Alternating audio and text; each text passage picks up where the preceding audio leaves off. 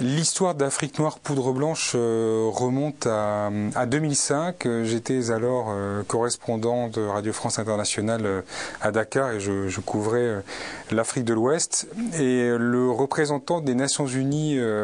pour la lutte contre la drogue et le crime dans la région m'a signalé que la Guinée-Bissau était en train de devenir une plaque tournante du trafic de cocaïne, de la cocaïne venant d'Amérique latine.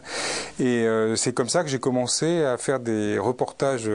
sur la Guinée-Bissau et petit à petit je me suis rendu compte que d'autres pays étaient concernés par cette question, le Sénégal, la Guinée-Conakry, le Mali, et tout au long des années pendant lesquelles j'étais dans la région, c'est-à-dire entre 2005 et 2008, j'ai réalisé pas mal de reportages dans la région pour me rendre compte que ce trafic de cocaïne et le fait que l'Afrique de l'Ouest devenait une plaque tournante très importante pour le transit de la cocaïne latino-américaine vers l'Europe, donc que l'Afrique de l'Ouest devenait véritablement une zone très importante pour ce trafic.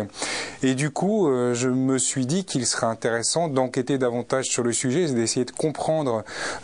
pourquoi est-ce que cette région était en train de devenir une plaque tournante, quels étaient les enjeux, est-ce que la drogue était quelque chose qui transitait, les autres drogues notamment, depuis longtemps en Afrique. Et donc, de fil en aiguille, j'en suis arrivé à ce livre qui est à la fois un livre qui raconte les faits, qui raconte la montée en puissance du trafic de drogue et de cocaïne en Afrique de l'Ouest, mais qui essaie aussi de comprendre d'où vient cette drogue et quels sont les enjeux pour la stabilité du continent africain.